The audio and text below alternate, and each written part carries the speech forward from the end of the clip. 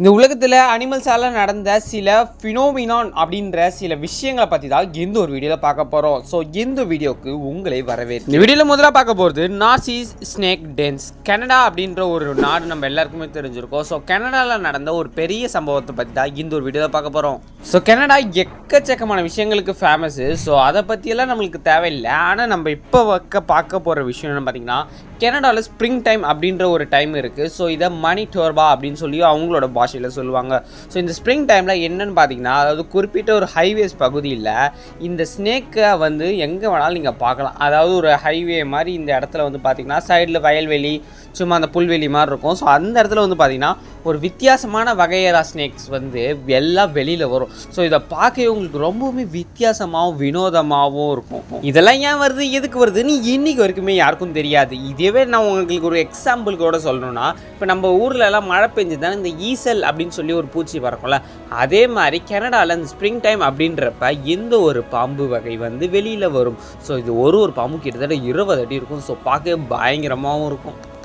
இந்த வீடியோவில் நம்ம அடுத்ததாக பார்க்க போகிறது ஹெட்லெஸ் சிக்கன். 1945 லயோட் அப்படின்ற எந்த ஒரு நபர் வந்து என்ன பண்ணுறாரு பார்த்தீங்கன்னா, அவரோட வீட்டுக்கு நைட்டு டின்னருக்கு சிக்கனை வச்சு ஏதாவது ஒரு டிஷ்ஷு செய்யலாமே அப்படின்னு சொல்லி எக்கச்சக்கமான டிஷ்ஷு, அதாவது சிக்கனை ஆர்டர் போடுறாரு. ஸோ சிக்கன் எல்லாமே வந்து பார்த்திங்கன்னா கோழிகள் அப்படின்ற மாதிரி தான் வரும். ஸோ அதை இவங்க வெட்டி உரித்து அந்த மாதிரி தான் சிலது பண்ணணும்.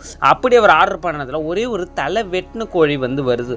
ஸோ அதை பார்த்த எந்த ஒரு நபர் இதை வச்சு சில டெஸ்டிங்லாம் பண்ணுறாரு. அதுலேயும் முக்கியமாக தலை வெட்டின கோழி எப்படி உயிரோடு எத்தனை நாள் இருக்குது தெரியுமா? கிட்டத்தட்ட இவர் பண்ண ஒரு விஷயம் கிட்டத்தட்ட 100க்கு மேற்பட்ட நாளுக்கு மேலே இருக்குது. ஸோ யூனிவர்சிட்டி ஆஃப் யுத்தா அப்படின்ற எந்த ஒரு யூனிவர்சிட்டி இந்த கோழி தலை இல்லாமல் எப்படி உயிர் வாழுது அப்படின்னு ரிசர்ச்லாம் பண்ணியிருக்காங்க. ஸோ அதுக்கு இந்த லயோட் அப்படின்றவர் தான் காரணம். இந்த கோழிக்கு மைக்குன்னு ஒரு செல்லப்பெரிய வச்சு அதுக்கு ஃபீட் பண்ணிக்கிட்டே இருந்திருக்காரு. ஸோ ஒரு நாள் ஃபீட் பண்ணுறதும் முடியல. அதுவும் எதை வச்சு ஃபீட் பண்ணுறாருன்னு பார்த்தீங்கன்னா, இந்த சொட்டு மருந்தெல்லாம் போடுவாங்களே அந்த ஒரு நிப்பில் வச்சு அவர் ஃபீட் பண்ணுறாரு. ஸோ அது பண்ண முடியாதனால ஒரு நாள் அந்த கோழி இறந்து போயிடுது. அந்த மைக் அப்படின்ற அந்த கோழி கோவிந்தா. அதுக்கப்புறம் அடுத்ததாக இந்த ஒரு வீடியோவில் நம்ம மூணாவதாக பார்க்க போகிறது ரெய்னிங் பேர்ட்ஸ். ஒரு டவுன், அதாவது ஆர்கசனா அப்படின்ற ஒரு டவுன் யூஎஸ்ஏல இருக்குது. ஸோ இந்த ஒரு டவுனில் ஒரு வித்தியாசமான சம்பவம் நடக்குது. அதாவது மழை பெய்யும்ல, ஆமாம், அதுக்கு என்ன அப்படின்னு கேட்டிங்கன்னா, ஆமாம் மழை பெய்யும். எப்படி நம்ம ஊரில் தண்ணியில் தானே மழை பெய்யும். ஸோ அந்த ஊரில் மட்டும் அன்றைக்கி ஒரு நாளில் கிட்டத்தட்ட 5000க்கும் மேற்பட்ட காக்கா மாதிரி இருக்கிற கருப்பு பறவை வந்து எல்லாமே வந்து வானத்துலேருந்து தொப்புன்னு விழுந்திருக்கு. இதை பார்த்து அந்த ஊர் மக்களுக்கு செம ஷாக்கு.